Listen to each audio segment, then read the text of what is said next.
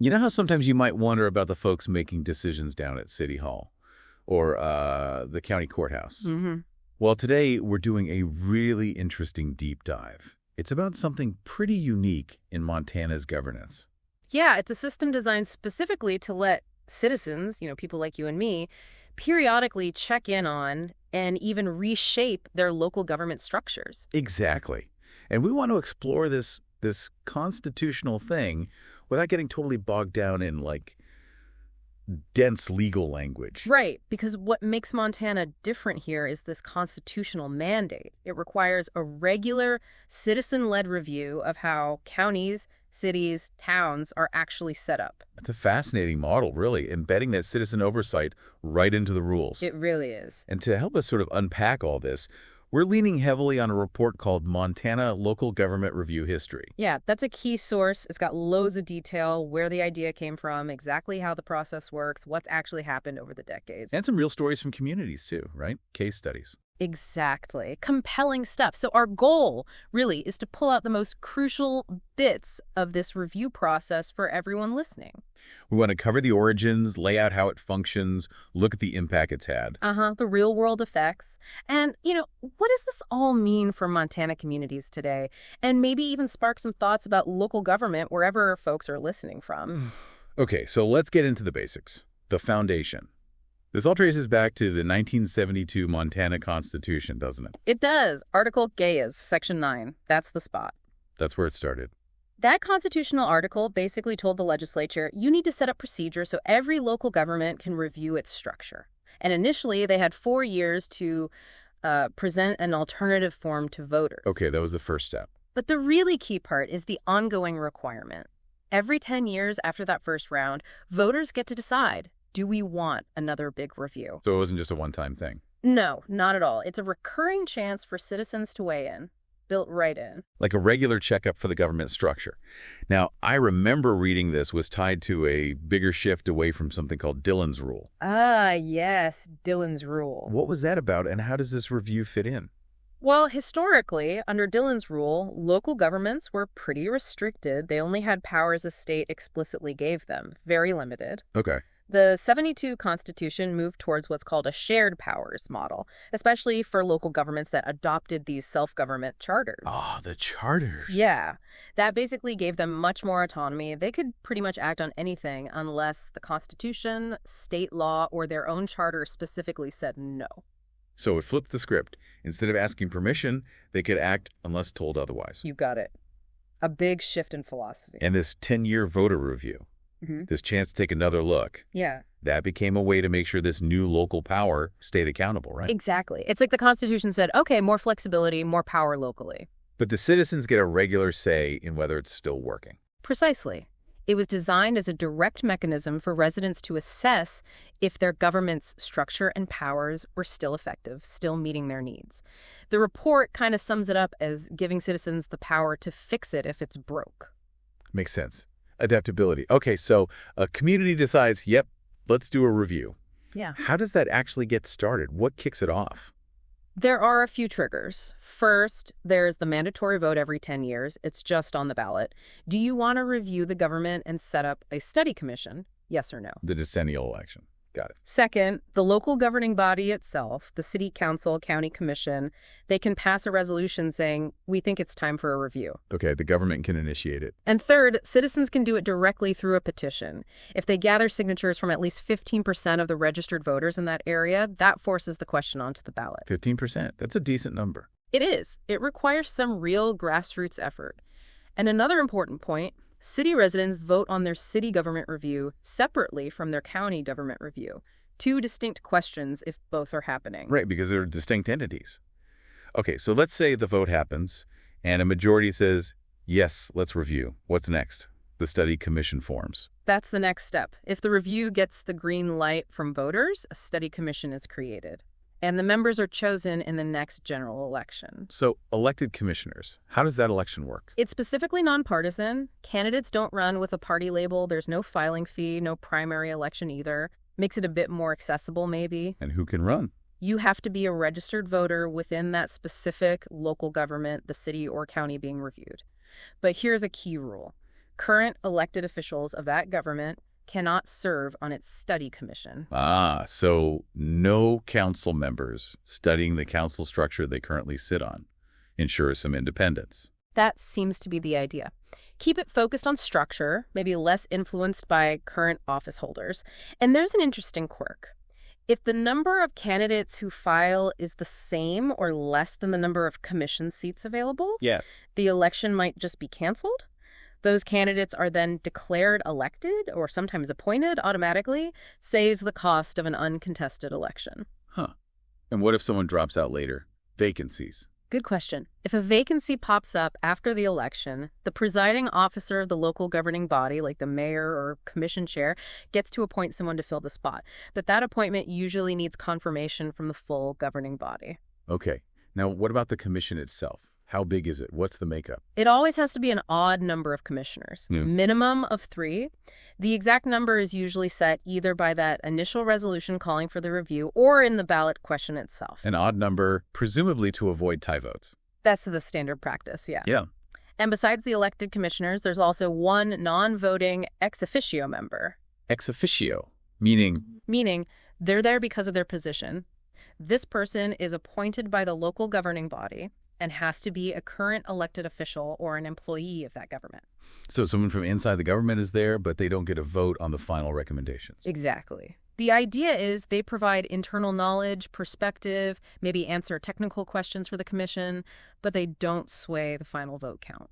Interesting balance. So these commissioners get elected. How long do they serve, and how do they operate day to day? They officially take office once the election results are final. Their term usually runs until about 30 days after they submit their final report, or if they propose actual changes that go to a vote, their term ends maybe 90 days after that election happens. And are they paid for this work? No, it's a volunteer position. They serve without compensation, but they can get reimbursed for their actual expenses, travel, materials, that kind of thing, if they document it. Okay, volunteer power. Yeah. How do they get organized? Within 10 days of taking office, they have to meet, elect their own officers, a chair, vice chair, secretary, and adopt rules for how they'll conduct their business. And they have to follow rules about public access. Oh, absolutely. They fall under Montana's open meeting laws and public participation requirements. Transparency is key. Their deliberations have to be open. And making decisions. How does that work? Well, a simple majority of members present can form a quorum just to hold a meeting. But, and this is important, any formal recommendations for change require a majority vote of the entire commission, not just those present. So if it's a 5-member commission, they need at least 3 votes for any recommendation, no matter who showed up that day. Precisely. It ensures broader agreement before proposing something significant. Right. So they've got this big task. Yeah. Study the local government. What tools and resources do they actually have to do this job effectively? They're given quite a bit of authority, actually. They can hire their own staff, bring in expert consultants. They can set up advisory committees to get more citizen input. And crucially, they have the power to request and receive information, data, records from all the relevant government departments. So the government has to cooperate. Yes. And the local government itself is obligated to support the commission. They have to provide office space, clerical help, administrative assistance, and the funding needed for the commission's operations. Where does that funding usually come from? Often it's covered by a special temporary property tax levy. Voters usually approve this levy as part of the same ballot question where they vote yes or no on doing the review in the first place. So the funding mechanism is often approved up front by the voters. That makes sense. Okay, they have the mandate, the people, the resources. What exactly are they allowed to study? And what kinds of recommendations can they make? Sounds like there are some limits. There are. Their main focus is the existing form of government, the scope of its powers, and how well it delivers services. They're specifically required to compare the current system to other possible forms allowed under state law. But what are they not supposed to do? Right, the boundaries. They can't, for example, discipline specific officials or employees. That's not their role. Okay, no personnel actions. They also can't directly change specific services or ordinances unless doing so is like a necessary consequence of changing the whole structure or powers. So they can't just say, stop funding the library. No, not directly. But if they recommended, say, consolidating city and county library services under a new structure, that would indirectly affect service delivery. The focus is structure and powers. Got it. What else is off limits? They can't tinker with election processes unless it's directly tied to the new form of government they might propose. And maybe most significantly, they don't have authority over local taxes or fees. So they can't recommend raising or lowering property taxes, for instance. Correct. That stays with the governing body. The commission focuses on the government's framework, the blueprint, not the budget details or day-to-day management, really. Okay, the blueprint. So within that, what kind of recommendations can they make to change that blueprint? They have a pretty broad toolkit. On one end, they could just recommend keeping things exactly as they are. No change needed. The status quo option. Right.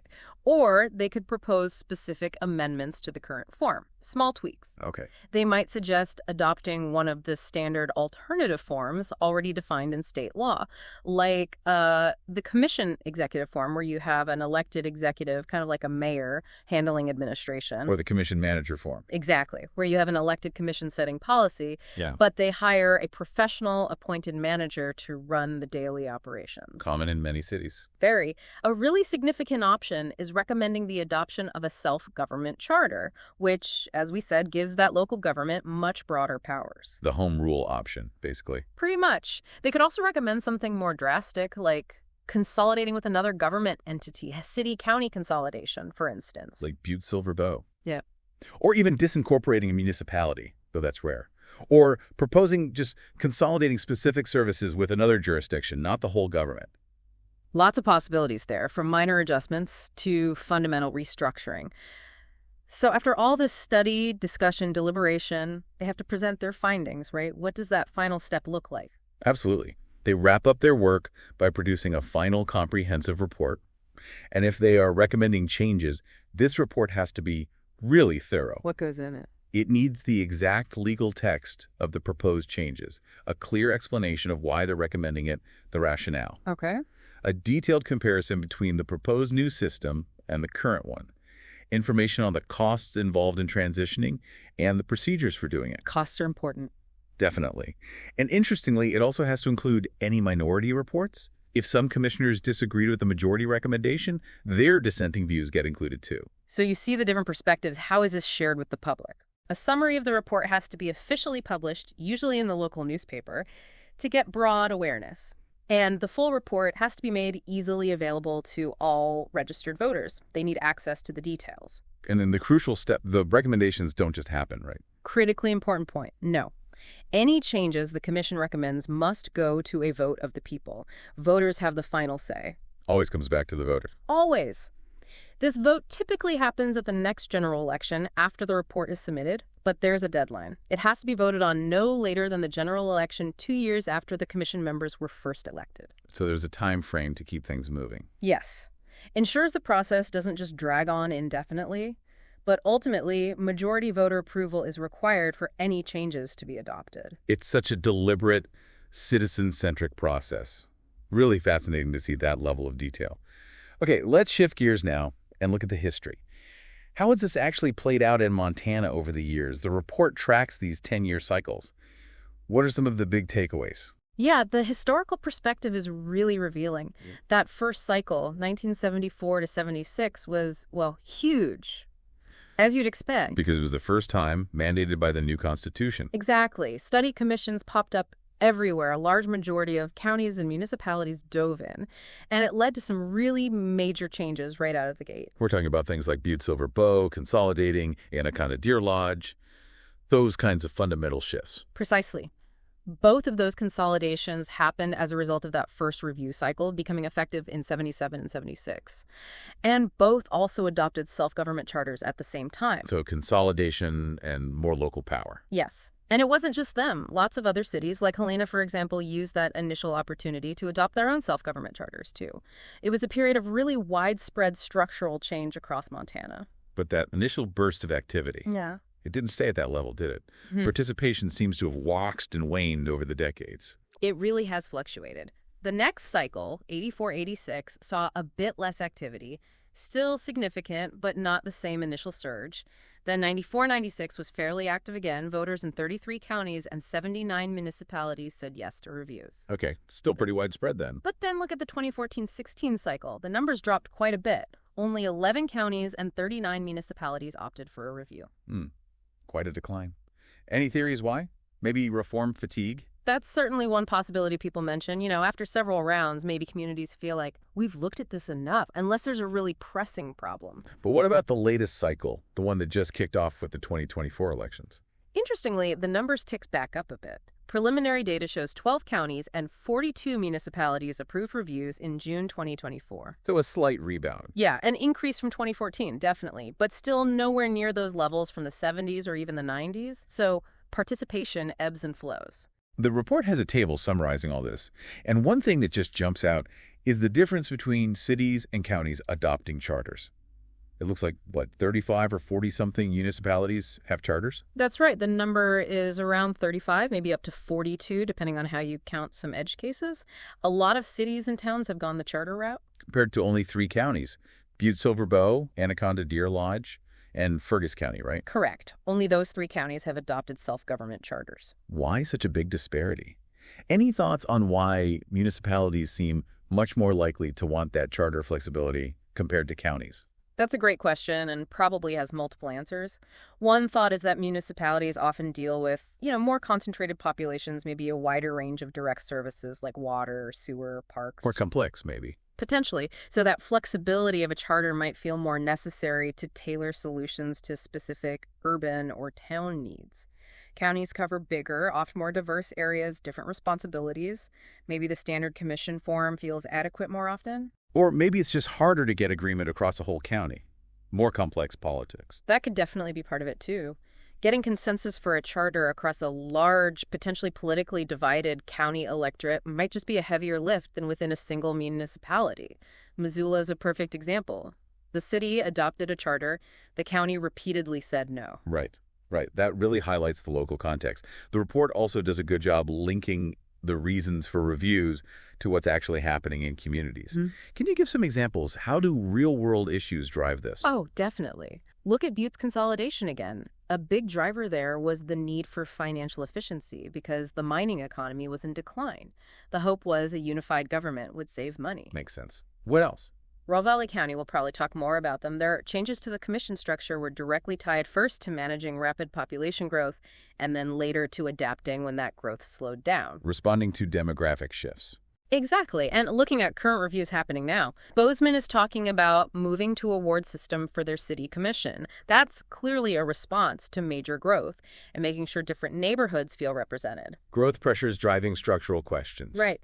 Or even in a small rural place like Scobie, the 2024 review there might be looking at town-county cooperation, finding efficiencies to manage costs when your tax base is limited.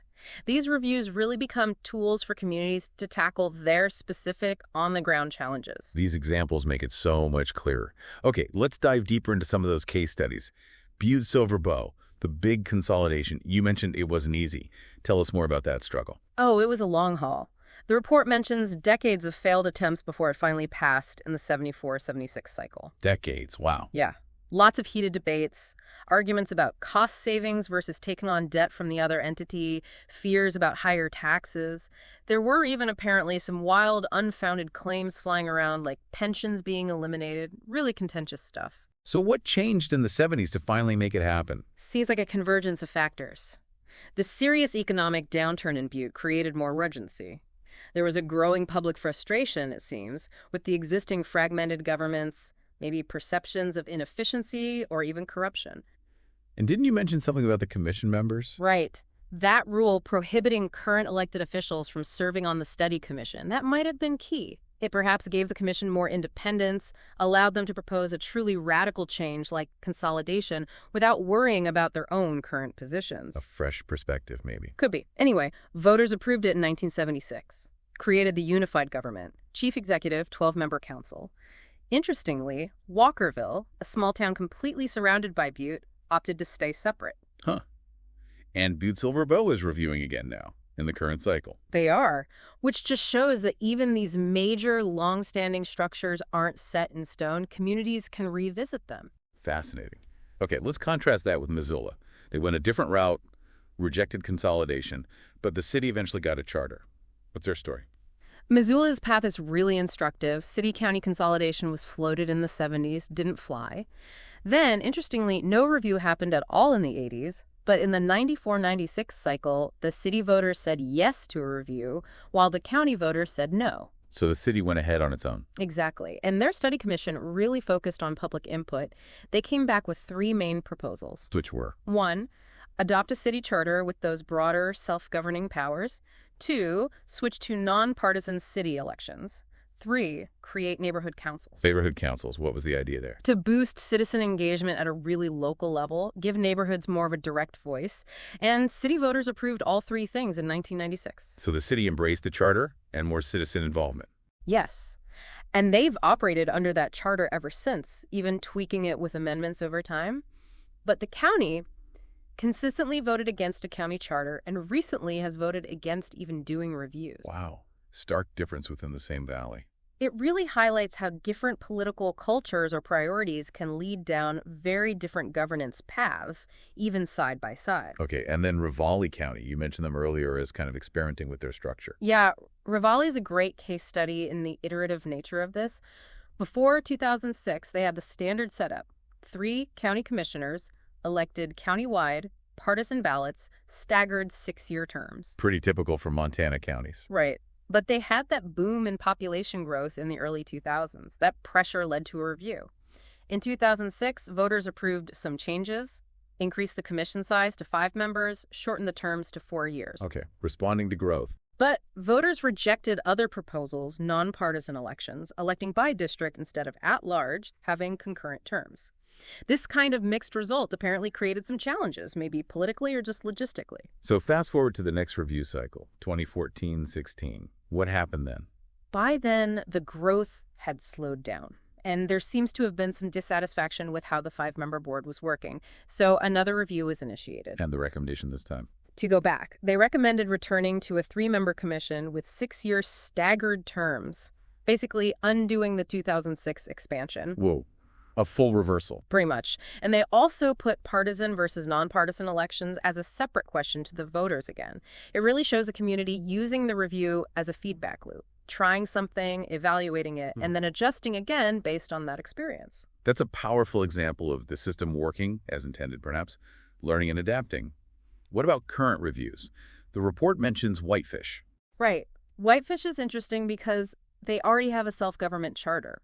They did a review back in 2014 and decided to do another one starting in 2024. So even charter communities use the process. What are they looking at? They have a 5-member commission, they're doing surveys, open houses, even podcast discussions. Hey, like us? Exactly.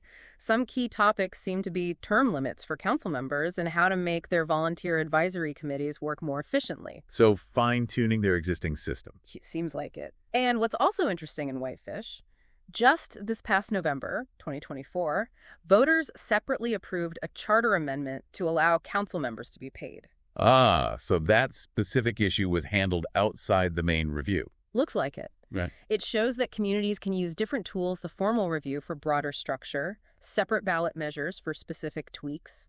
The fact that they're doing the full review anyway suggests they see ongoing value in that deeper look, even with a charter. And it's not always about making big changes, is it? Granite County seems like an example of affirming the status quo, at least initially. Absolutely. Granite County did a review back in '94. The commission looked things over and basically said, you know what? Our traditional commission form is working fine. Recommended no change. So the process can also validate the existing structure. Definitely. It's not just about reform. But, plot twist, Uh-oh. Granite County voters approved another review in June 2024. And elected commissioners in November. So even though they were happy back then, they decided it's time to take another look now. Shows that cyclical nature again. Circumstances change, maybe new issues arise. Could be.